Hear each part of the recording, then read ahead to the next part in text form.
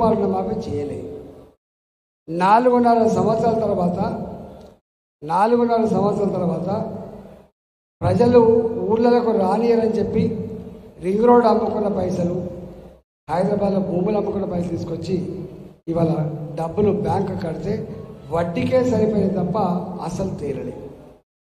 అంటే అనుభవం ఉన్న ముఖ్యమంత్రి, కమిట్మెంట్ ఉన్న ముఖ్యమంత్రి అంటాడు ఆయన. సంపద కుదరని రాష్ట్రంలో 1,00,000 రూపాయల రుణమాఫీ కాకపోతే 2 లక్షల రూపాయల రుణమాఫీ రేవంత్ రెడ్డి గారు ఒకేసారి చేస్తాడు. నమ్ముతామని మనం నమ్ముతామా? సాధ్యమవుతుందా? ఇంపాసిబుల్ అని నేను చెప్తున్నా. నిన్ను అంటాడు అమ్మతోడు తప్పకుండా చేస్తా అంటాడు.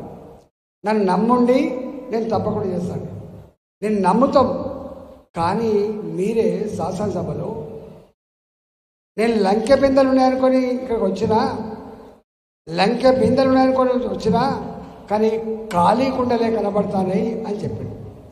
మరి ఖాళీ కుండలు తెలంగాణలో నా ఆడబిడ్డలకు 2,500 రూపాయలు నెలలకి ఎట్లా ఇస్తావు? 2,000 ఉన్న పెన్షన్ 4,000 ఎట్లా ఇస్తావు? ఆటో డ్రైవర్లకు 12,000 రూపాయలు ఎట్లా ఇస్తావు? కూలీ చేసుకుంటులకు 12,000 రూపాయలు ఎట్లా ఇస్తావు?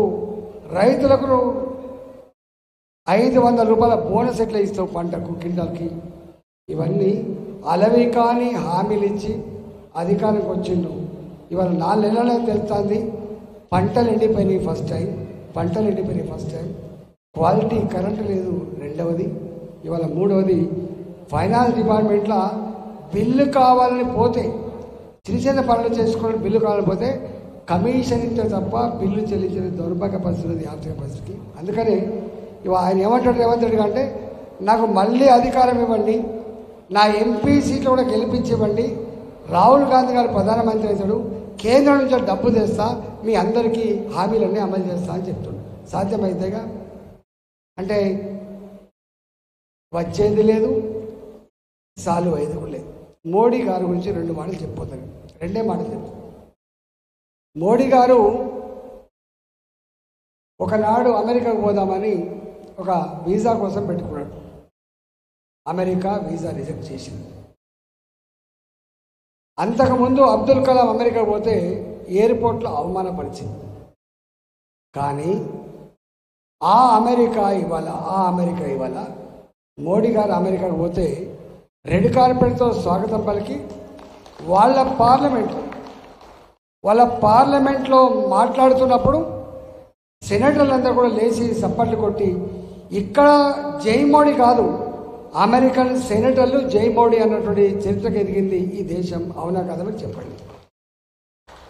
ఎందుకు ఓటేయాలి మోడీ గారికి అని చెప్తున్నాను నేను. రెండవది, మొన్న రష్యా ఉక్రెయిన్ యుద్ధం జరిగింది. మన పిల్లలు అక్కడ చదువుకొని పోతారు. ప్రపంచంలో ఎక్కడ కూడా యుద్ధాలు మొదలైన తర్వాత ఈ పిల్లల కోసం, ఒక ఇష్యూ కోసం యుద్ధాన్ని ఆపేసిన చరిత్ర ఎప్పుడు లేదు. కానీ అక్కడ చదువుకునే పిల్లలు వాళ్ళ అమ్మ నాన్నకు మిసైల్ పెట్టారు. మా కళ్ళ ముందే మిసైల్ పేలుతూ ఉన్నాయి, మా కళ్ళ ముందు ట్యాంకులు పోతున్నాయంటే ఇరు దేశాల అధ్యక్షులతో మాట్లాడి యుద్ధాన్ని ఆపించి మన గాలి మోడోలకి మన జెండా కట్టి మన మంత్రులని ఫ్లైట్లలో కూర్చోబెట్టి ఆ పిల్లల్ని అమ్మా నాన్నకు అప్పచెప్పిన చరిత్ర మోడీ గారిది.